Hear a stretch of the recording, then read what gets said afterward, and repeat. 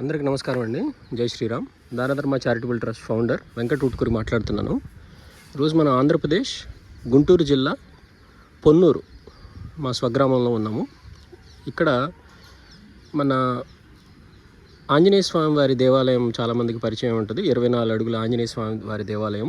ఈ దేవాలయానికి జస్ట్ ఒక కూతవేటు దూరంలో మనకి ఇక్కడ హిందూ శ్మశాన వాటిక ఉంది. సో ఇది లోపల మళ్ళీ వేరే వీడియో చూపిస్తాను మీకు, హిందూ శ్మశాన వాటిక. సో దీనికి బయటే ఇక్కడ ఇదివరకు ఒక చిన్న శివాలయం ఒకటి ఉండేదన్నమాట. సో ఈ కాలనీ కూడా మీకు మొత్తం చూపించే ప్రయత్నం చేస్తాను. ఈ కాలనీ కూడా మొత్తం లేబర్ కాలనీ. సో ఇంట్లో జస్ట్ పనులు చేసుకుంటూ వచ్చేవాళ్ళు వీళ్ళందరూ కూడా. సో ఇక్కడ ఇక్కడ చూస్తే కనుక మీరు ఇది మెయిన్ రోడ్ అనమాట. ఇక్కడ నుంచి కుడివైపుకి తిరిగితే మనకు ఆంజనేయ స్వామి వారి దేవాలయం ఉంటుంది. అక్కడక్కడ స్ట్రీట్స్ కొంచెం పర్లేదైనా కూడా ఎక్కువ మంది ఈ లేబర్ కాలనీ వాసులే అనమాట. ఇదంతా మీరు గమనిస్తే సో ఇల్లు కూడా చాలా పురాతనమైనవి ఉన్నాయి. సో బాగా పేదవాళ్ళ కింద లెక్కేసుకోవాలి మీరు. సో ఇది శివాలయానికి ఉన్నటువంటి ఈ 4 సెంట్ల భూమి. సో ఇదివరకు మా నాన్నగారు చనిపోయినప్పుడు చిన్న దేవాలయం లాగా ఉండేది. అది బాగా శిథిలావస్థ ఉందని చెప్పి నిన్న కమిటీ సభ్యులతో మాట్లాడటం జరిగింది.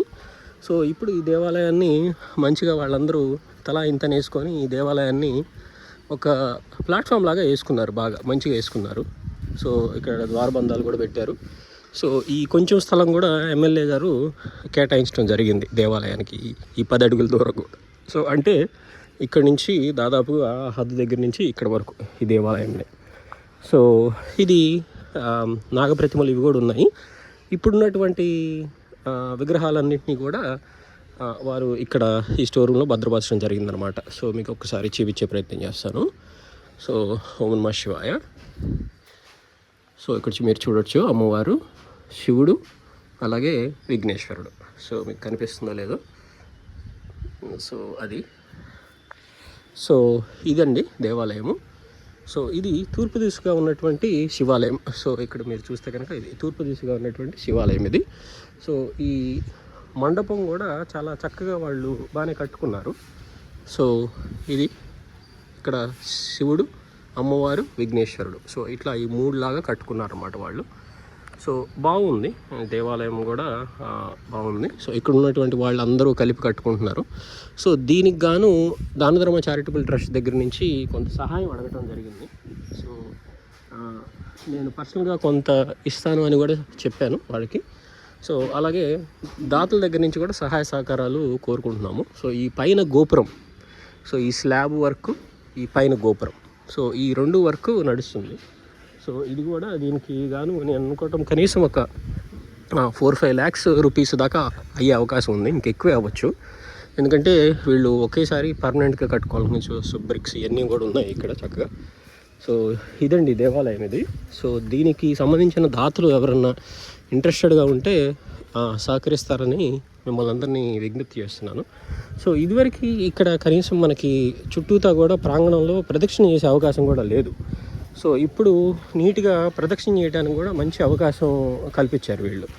సో ఇంతవరకు హద్దు. ఇప్పుడు మీరు జస్ట్ మీ కాలనీ కూడా చూపిస్తాను. ఈ Ponnuru rural police station back side వస్తుంది అనమాట ఇది. Urban police station back side వస్తుంది ఇది. సో ఇది సో ఇక్కడ మీకు చక్కగా ఇక్కడ ఈ దేవాలయం ఉంది. ఇదంతా కూడా ఇది.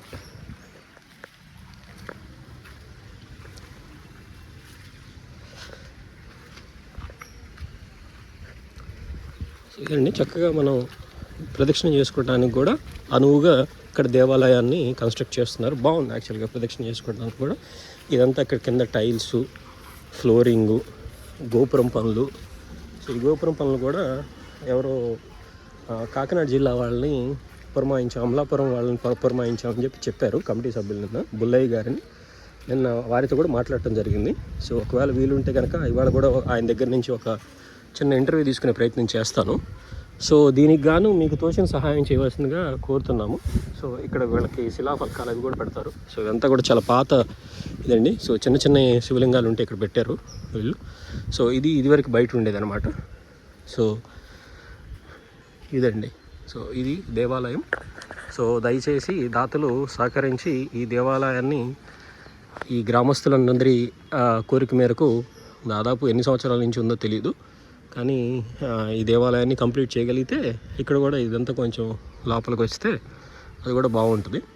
సో శ్మశాన వాటికి పక్కన ఉన్న శివాలయం కాబట్టి రానున్న రోజుల్లో ఎవరైనా ఇక్కడికి వచ్చి నిద్ర చేసుకోవడానికి కూడా అనువుగా ఉండే అవకాశం కూడా నాకు కనిపిస్తుంది. సో సహాయం చేయాల్సిందిగా మరొకసారి దాతల్ని విజ్ఞప్తి చేస్తున్నాను. ఓం నమః శివాయ, జై శ్రీరామ్.